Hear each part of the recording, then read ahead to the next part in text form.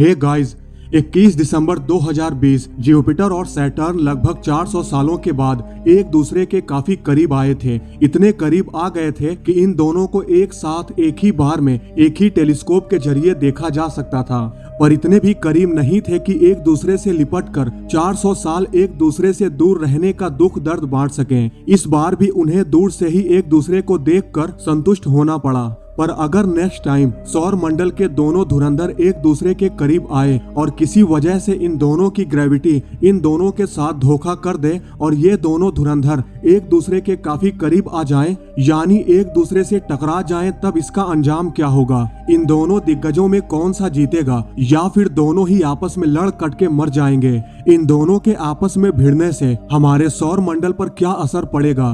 इस सवाल के जवाब को जानने के लिए इस वीडियो को एंड तक जरूर देखें। तो चलिए शुरू करते हैं। सो गाइज, आपने 2 स्टार, 2 गैलेक्सीज और यहाँ तक कि 2 ब्लैक होल्स के कोलिजन्स के बारे में तो जरूर सुना होगा, लेकिन किसी 2 प्लेनेट का एक ही सोलर सिस्टम में आपस में कोलाइड कर जाना बहुत ही कम लोगों ने ही सुना होगा, क्योंकि ऐसा बहुत ही रेयर केस में ही होता है। हालांकि 24 सितंबर 2020 को एस्ट्रोनॉमर्स ने पृथ्वी से करीब 300 प्रकाश वर्ष दूर एरीज कॉन्स्टेलेशन में मौजूद BD+20 डिग्री 307 सोलर सिस्टम में इसके स्टार को ऑर्बिट करने वाले 2 एक्सोप्लैनेट के आपस में टकराने की घटना को कैप्चर किया। पर ये आपस में एक दूसरे से कैसे टकराए, वैज्ञानिकों के पास इसकी सटीक जानकारी नहीं है। अब ऐसी घटना के बारे में सुन के आपके मन में सवाल जरूर उठ रहा होगा कि क्या ऐसी घटना हमारे सौर मंडल में भी हो सकती है? तो गाइस, कुछ कहा नहीं जा सकता, क्योंकि ये है हमारा सौर मंडल और ये है हमारे सौर मंडल के 2 दिग्गज जुपिटर और सैटर्न। और ये दोनों ही गैसीय प्लैनेट हैं, जिसमें मेनली हाइड्रोजन और हीलियम शामिल हैं, और दोनों ही ग्रहों के पास कोई रॉकी सरफेस नहीं है, पर शायद इनके कोर ठोस हो सकते हैं या फिर नहीं भी, क्योंकि अभी भी इस पर रिसर्च चल रही है। ये दोनों ही ग्रह अपने स्ट्रॉन्ग ग्रेविटेशनल पुल के लिए जाने जाते हैं और इन दोनों को सोलर सिस्टम का वैक्यूम क्लीनर भी कहा जाता है, क्योंकि अपने स्ट्रॉन्ग ग्रेविटेशनल पुल की वजह से ये आउटर सोलर सिस्टम यानी क्यूपर बेल्ट या फिर ऊट क्लाउड से इनर सोलर सिस्टम में आने वाले ऑब्जेक्ट को अपनी तरफ खींच लेते हैं। और अगर ये उन ऑब्जेक्ट यानी एस्टेरॉइड्स या कॉमेट्स को अपनी तरफ नहीं खींचते तो ये सभी ऑब्जेक्ट हमारे ग्रह की तरफ बढ़ने लगते और फिर हमसे टकराकर हमारे वजूद को ही मिटा देते। ये दोनों ही हमेशा हमारी रक्षा करते रहते हैं, लेकिन इन दोनों के साथ एक समस्या है, क्योंकि सोलर सिस्टम में इनका ग्रेविटेशनल इन्फ्लुएंस काफी ज्यादा है और हर 400 साल बाद ये एक दूसरे के काफी करीब भी आ जाते हैं। अब अगर ऐसे में ये दोनों एक दूसरे के काफी करीब आए और इन दोनों की ग्रेविटी इन्हीं के साथ धोखा कर जाए तो काफी बड़ी मुसीबत हो सकती है। समस्याओं पर तो बाद में चर्चा करेंगे, पहले तो ये जानते हैं इनमें से जीतेगा कौन। तो गाइस, इन दोनों की आपस की टक्कर में जुपिटर को थोड़ा एडवांटेज मिलेगा, जो कि है उसका साइज, क्योंकि जुपिटर शनि ग्रह से लगभग 3 गुना साइज में बड़ा है और जुपिटर के घूमने की गति 13.07 किलोमीटर पर सेकंड तक पहुंच जाती है, जबकि शनि ग्रह केवल 9.69 किलोमीटर पर सेकंड की स्पीड से रोटेट करता है। लेकिन शनि ग्रह भी कम नहीं है, वो भी इस युद्ध में कड़ी टक्कर दे सकता है, क्योंकि उसके पास एक वाइल्ड कार्ड है, जो कि है उसके मून्स। क्योंकि सौर मंडल में सबसे ज्यादा शनि ग्रह के पास कुल 83 मून्स हैं, वहीं जुपिटर के पास टोटल 80 मून्स हैं। लेकिन गाइज, जुपिटर सौर मंडल में सबका बापू है, इसलिए जैसे ही ये दोनों एक दूसरे के करीब आएंगे, जुपिटर का स्ट्रॉन्ग ग्रेविटेशनल फोर्स शनि ग्रह के सभी मून्स और उसकी खूबसूरत बर्फीली चट्टानों और धूल से बनी रिंग को अपनी ओर खींचने लगेगा, और शायद उनमें से कुछ चंद्रमा जुपिटर के ग्रेविटेशनल इन्फ्लुएंस की वजह से उसके ऑर्बिट से निकालकर बाहर फेंक दिए जाएंगे।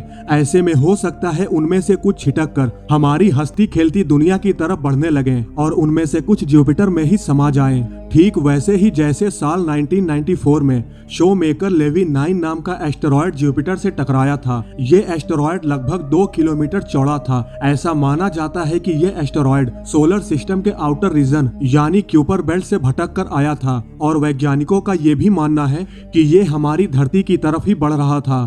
पर जैसे ही ये जुपिटर के पास से गुजरा तो जुपिटर की पावरफुल ग्रेविटी ने इसे अपनी तरफ खींच लिया और जैसे ही ये एस्टेरॉयड जुपिटर के ऑर्बिट में दाखिल हुआ तो उसकी पावरफुल ग्रेविटी ने इसके 20 से ज्यादा टुकड़े कर दिए थे और ये सभी टुकड़े जैसे ही जुपिटर की सरफेस से टकराए तो इनकी टक्कर से निकलने वाली ऊर्जा 300 मिलियन परमाणु बमों के फोर्स के बराबर थी, जिसने जुपिटर के एटमॉस्फेयर को 30,000 से 40,000 डिग्री सेल्सियस तक गर्म कर दिया था। अब अगर देखा जाए तो शनि ग्रह का सबसे बड़ा चंद्रमा इस एस्टेरॉयड से कहीं ज्यादा बड़ा है, तो अकेले इसका जुपिटर से टकराने का प्रभाव आप सोच सकते हैं कि कितना भयानक होगा। अभी तो ये भयानक मंजर सिर्फ चांद के टकराने से हुआ है, लेकिन सोचो अगर ये दोनों धुरंधर आपस में मर्ज हो जाएं, तो कितना भयंकर नजारा देखने को मिलेगा। तो गाइस, इन दोनों के आपस में मर्ज होने से सबसे पहले उनका एटमॉस्फेयर आपस में मिलना शुरू करेगा। अब चूंकि ये दोनों ही गैस जायंट हैं, इसलिए जैसे ही इनका वायुमंडल आपस में मिलेगा तो इनके वायुमंडल के ऊपरी लेयर का टेम्परेचर भयानक रूप से गर्म हो जाएगा। ये इतना ज्यादा गर्म हो जाएगा कि आप इसका अंदाजा भी नहीं लगा सकते। और तो और जुपिटर अपने साइज का फायदा उठाते हुए शनि ग्रह पर भारी पड़ता नजर आएगा और फिर उसे अपने अंदर ही खींचने लगेगा और आखिरकार अंत में जुपिटर शनि ग्रह को अपने अंदर पूरी तरह से निगल लेगा। वैज्ञानिकों ने इनके कोलिजन्स को लेकर एक सिमुलेशन तैयार किया। उनका मानना था कि पृथ्वी के साइड से लगभग 10 गुना विशाल ग्रह 4.5 अरब साल पहले जुपिटर से टकराया था। ये इम्पैक्ट इतना एनर्जेटिक था जिससे इसने जुपिटर के मूल कॉम्पैक्ट कोर को ही नष्ट कर दिया, जिसने तरल धातु और हाइड्रोजन और हीलियम के घने मिश्रण से बना हुआ पतला कोर बनाया। लेकिन अगर जुपिटर शनि ग्रह से टकराता है तो ये कोलिजन 4.5 अरब साल पहले हुए कोलिजन से 10 गुना से ज्यादा भयानक होगा। इनके कोलिजन से अंतरिक्ष में बड़ी मात्रा में मटेरियल बिखर जाएगा और ये सभी मटेरियल आपस में मिलकर एक नए ग्रह का रूप ले लेंगे। हम इसे न्यू जुपिटर या फिर जुपिटर्न कह सकते हैं, जो कि जुपिटर और सैटर्न के आपस में मिलने से बनेगा और जो कि साइज में काफी ज्यादा विशाल होगा। और हो सकता है ये नया प्लेनेट सौर मंडल में हमारी सोच से भी कहीं ज्यादा परेशानी खड़ी कर दे, क्योंकि जैसा कि हम जानते हैं जुपिटर को एक असफल तारे के रूप में भी जाना जाता है। ऐसा इसलिए क्योंकि इसका साइज और स्ट्रक्चर एक ब्राउन डॉर्फ स्टार के समान है। ऐसा माना जाता है कि अगर जुपिटर साइज में थोड़ा और बड़ा होता तो वो एक ड्वार्फ स्टार बन सकता था। अब जब जुपिटर और सैटर्न के कोलिजन से एक नया ग्रह बनेगा जो कि साइज में पहले से ज्यादा विशाल होगा, तो उसमें हाई इंटरनल प्रेशर होगा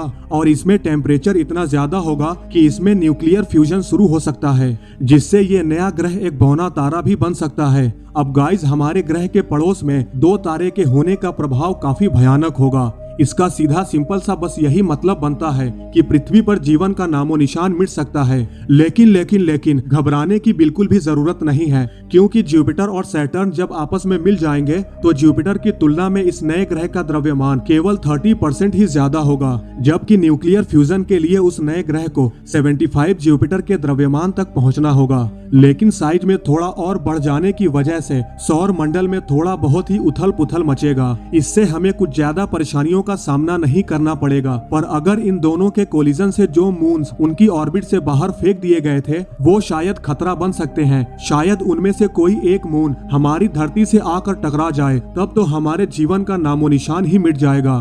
तो गाइस, आज की इस वीडियो में बस इतना ही। आप लोगों की क्या राय है इनके कोलिजन से और क्या क्या दुष्ट प्रभाव हो सकते हैं? आपकी क्या राय है कमेंट करके जरूर बताएं। आई होप आपको ये वीडियो जरूर पसंद आई होगी। अगर आपको ये वीडियो पसंद आई है तो लाइक और शेयर करना न भूलें और ऐसी ही इंटरेस्टिंग वीडियो देखने के लिए हमारे चैनल को सब्सक्राइब करना न भूलें।